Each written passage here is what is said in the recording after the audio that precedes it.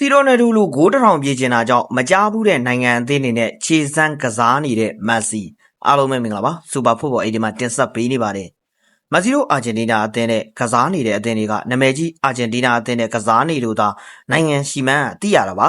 တကယ်ဖျားစုနိုင်ငံရှိမှန်းကိုမသိရပါမက်ဆီကစားနေတဲ့နိုင်ငံအသင်းတွေကဘယ်လောက်ထိနာမည်ကြီးသလဲဆိုရင်သူတို့နိုင်ငံရဲ့နာမည်ကိုတော့ကျွန်တော်အနေနဲ့လုံးဝမသိပါဘူးမက်ဆီကတော့စီရိုနယ်ဒိုရဲ့ဂိုးတစ်ထောင်ကိုအမိလိုက်ချင်တာကြောင့်မြန်မာထက်တောင်အစင်တန်းနေပါတဲ့အသင်းနေနဲ့ကြီးပဲလိုက်လံပြီးတော့ခြေစမ်းပွဲကစားနေကြတာပါဒါပြောတာပေါ့အရေးတွက်တာတူရင်တူသွားမယ်အည်သွေးကမတူဘူးလို့ပြောချင်တာအဲ့ဒါပါပဲ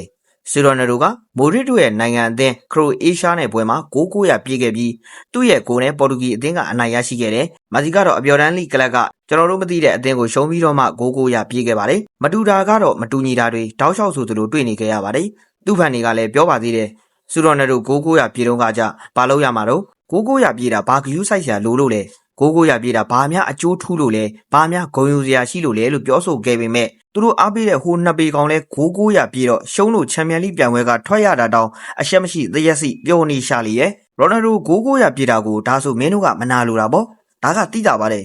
ငါတို့ကုတ်ကြီးနှစ်ပေ900ပြည့်ပြီဒါမှငါတို့ကုတ်ကြီးကဘာညာပြောနေပေမဲ့နံပါတ်1အချက်နှစ်ပေလေး900ပြည့်ခဲ့တာကအပျော်တမ်းလိရအသင်းနဲ့ပါနံပါတ်2အချက်အဲ့ဒီပွဲမှာခွက်လက်အောင်ရှုံးပြီးတော့ထွက်ခဲ့ရတယ်လေရှုံးလို့မောင်းနှစ်ပေတောင်900ကိုဂိုးမယူနိုင်ပဲစိတ်ပြတ်နေတယ်လို့ပြောဆိုခဲ့တာမဟုတ်ပါလားဒါကြောင့်စီရိုနယ်ဒို900ပြေတော့ကကြမပြောနိုင်ဘူးဆိုတာကသင်းတို့နှစ်ပေဖန်တွေရဲ့ရင်ထဲမှာမခံစားဘူးလို့ပါ